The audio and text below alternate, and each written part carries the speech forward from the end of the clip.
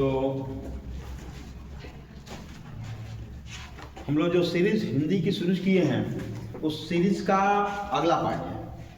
हम लोग हिंदी साहित्य पढ़ रहे हैं और हिंदी साहित्य का एक एक करके अब हमारी हिंदी की उत्पत्ति कहाँ से हुई उस चीज़ को हम लोग देख रहे हैं। हमने आर्य भारतीय जो भाषाएं हैं उनका विभाजन किए थे कालक्रम अनुसार, तो हमने पहला विभाजन पढ़े थे। आज हम लोग मध्यकालीन विभाजन पढ़ेंगे। लिखेंगे मध्यकालीन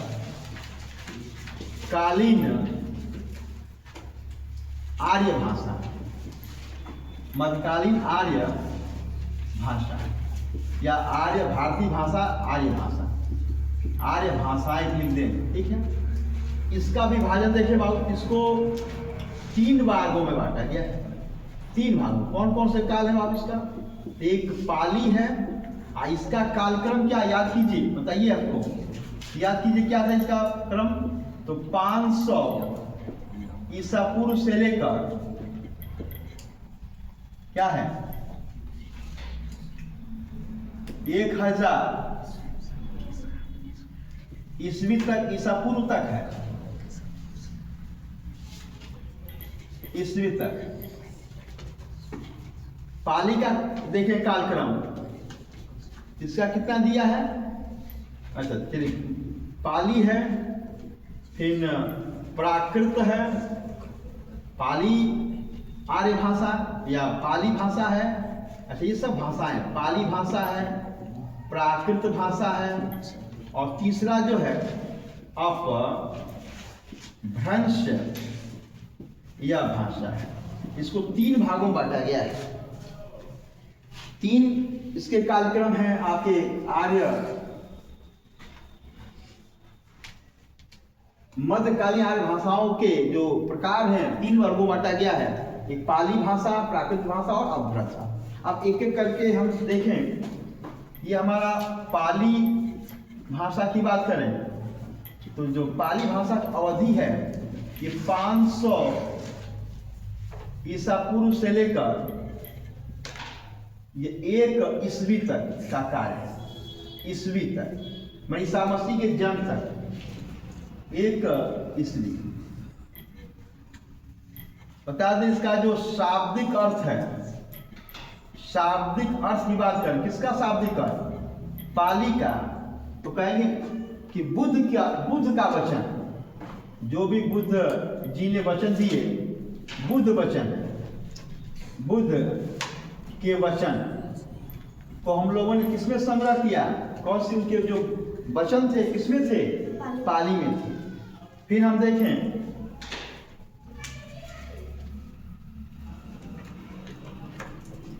बता दे ये प्रथम ये देश भाषा रही, देश भाषा, प्रथम देश भाषा ये प्रथम देश भाषा है, ये प्रथम देश भाषा है। बता दे बौद्ध धर्म की, बौद्ध धर्म की जो भाषा है वो किसमें निहित है? तो बता दे त्रिपिटक।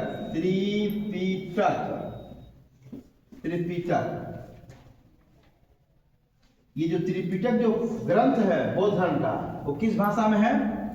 तो पाली भाषा में ही है। अच्छा पाली भाषा सर्वाधिक कहाँ बोली गई? तो इसका क्षेत्र देखें, क्षेत्र देखा जाए तो मध्य प्रदेश के आसपास का जो उज्जैन क्षेत्र है, मध्य प्रदेश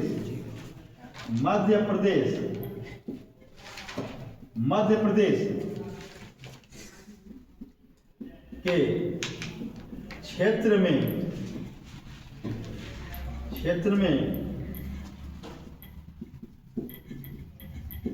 बोली जाती है।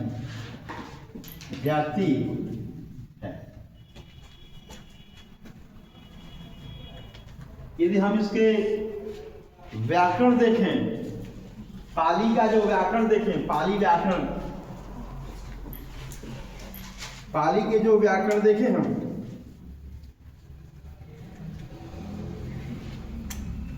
पाली के व्याकरण, तो बता दे 3 व्याकरण इसके पाली के हैं। कच्चायन, दूसरा है मोगलायन, और तीसरा है सद नीति। ये 3 जो है इसके क्या है, इसके व्याकरण। हम इसकी भाषा देखें अर्थात वर्ण देखें, पाली के वर्ण, पाली के वर्ण की बात, पाली में वर्ण देखें, अलग अलग अनुसार अलग अलग मत दिए गए। कच्चायन एक ऋषि थे, कच्चायन महर्षि, कच्चायन के अनुसार, अच्छा कच्चायन रसायन ने इसकी रचना की थी। कच्चायन के अनुसार देखें तो 41 मानी गई, 41 माना गया। इसमें से एक जो है स्वर कहा गया और 33 जो है क्या माना गया, व्यंजन माना गया। और मोगलायन के द्वारा देखा गया, मोगलायन के द्वारा देखा गया तो 43 माना गया। और इनको जो है 10 जो है आपके स्वर माने गए और 33 जो है आज भी प्रचलित है। हमारे व्यंजन कितने हैं, तो आज भी हमारे व्यंजन जो है 33 व्यंजन हैं। आज भी उपस्थित वही उसी व्यंजन को हम पढ़ते हैं, 33 व्यंजन आज भी हैं। ये व्यंजन 33 क्या है, ये तो व्यंजन, ये व्यंजन 33। इस प्रकार से ये जो हमारा पाली भाषा का जो कुछ, अच्छा इससे कठिन कुछ नहीं है, जान जा सर्वाधिक कठिन हमने पैटर्न उठा रखा है। हम जानते हैं कि बुद्ध जी की कौन सी भाषा है, किसमें उपदेश दिए थे, पाली भाषा में। गौतम बुद्ध जी का जन्म कहाँ हुआ था, कब हुआ था, कितने वर्ष में उनके देहांत हुआ, उनका पहला उपदेश कहाँ था, तो सारनाथ में उन्होंने पहला उपदेश दिया था। उनको ज्ञान की प्राप्ति कहाँ हुई थी, बोध गया में उनको ज्ञान की प्राप्ति हुई थी। पहली बार उन्हें कितने ऋषियों को उन्होंने शिक्षा दी थी, तो 5 ब्राह्मणों को उन्होंने शिक्षा दी थी। ठीक है, सर्वाधिक शिक्षा उन्होंने, सबसे सर्वाधिक उपदेश कहाँ दिए थे, तो श्रावस्ती में दिए थे। उनकी आज वर्तमान में कौन बताएगा, उनकी मृत्यु कहाँ हुई है, कुशीनारा। यस, बिल्कुल सही आंसर, कुशीनारा में हुई है। बहुत सुंदर आंसर, वेरी गुड।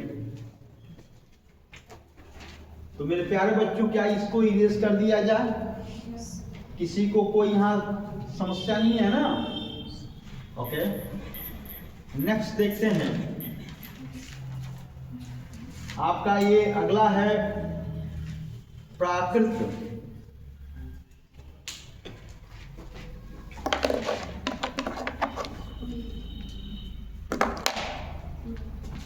प्राकृत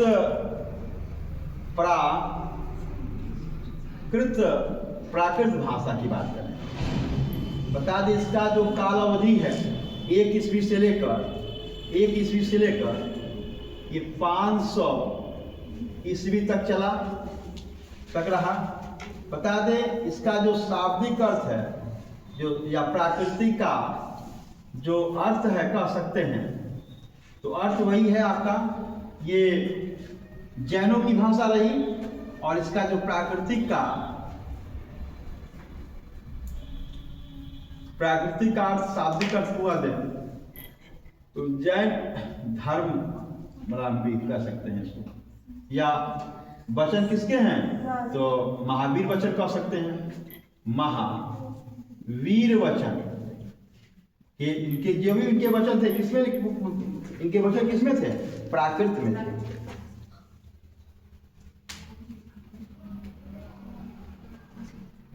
अच्छा, इनके व्याकरण आता है, आचार्य कौन थे, व्याकरणा या व्याकरण कौन थे, वररुचि,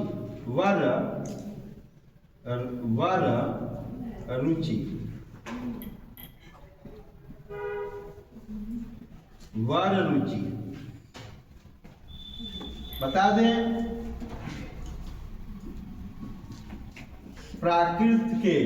प्राकृत भाषा के पाणिनि किसको कहा गया है, तो हेमचंद को, चंद को क्या कहा गया है? तो प्राकृत भाषा के पारणी कहा गया है।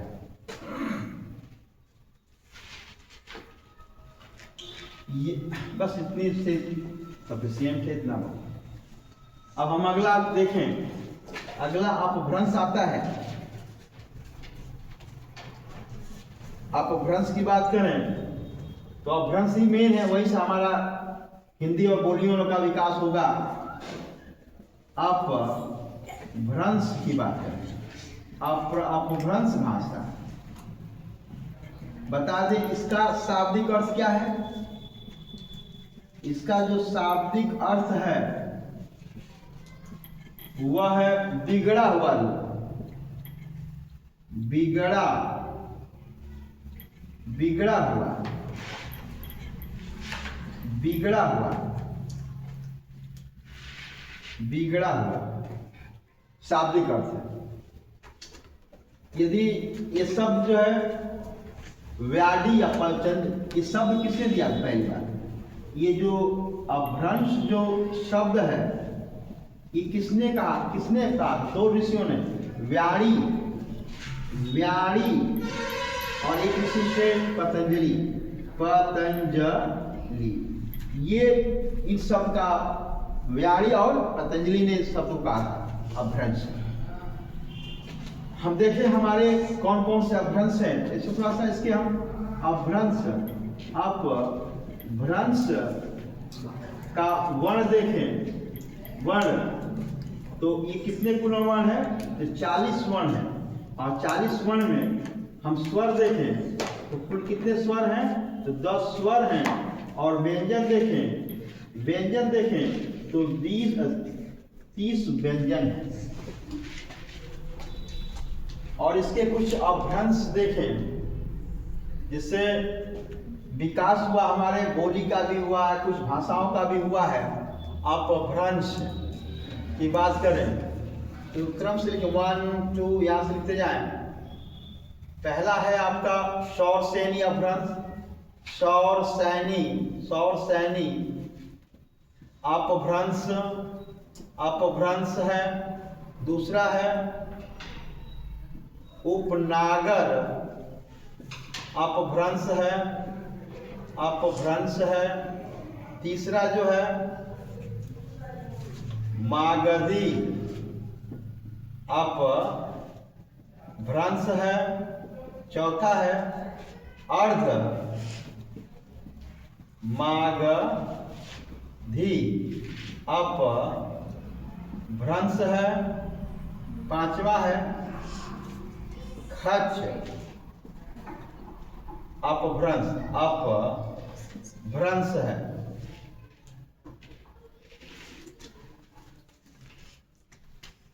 नंबर 6 है कैक्य अपभ्रंश है। छठा नंबर है टक्य अपभ्रंश है। 8वां नंबर है,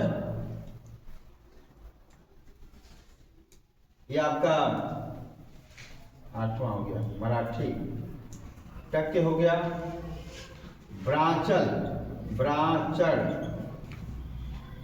अपभ्रंश है। और 9वां नंबर है महाराष्ट्री अपभ्रंश। अब इनसे से एक नोट बना के लिख लो, जिससे लहंदा, लहंदा इससे प्राप्त बोली इससे हुई, टक से पंजाबी, पंजाबी और ब्रांचल से सिंधी, और इससे मराठी आदि बोलियों का। अच्छा कुछ देखो यहाँ ये सिंधी क्या हो गई? हमारी भाषा में इंगित की गई है। अभी जस्ट हम लोग कौन सी भाषा, कोई मूल भाषा कितनी थी? तो मूल भाषा हमारी, मूल भाषा के समय हिंदी की देखें तो मात्र 14 भाषा हुआ करती थी, और हमने 8 बोलियां जो है क्या 8 भाषाएं हमने जोड़ा है। संविधान संशोधन करके हमने 8 बोलियों को इसमें क्या किया है? जोड़ रखा है।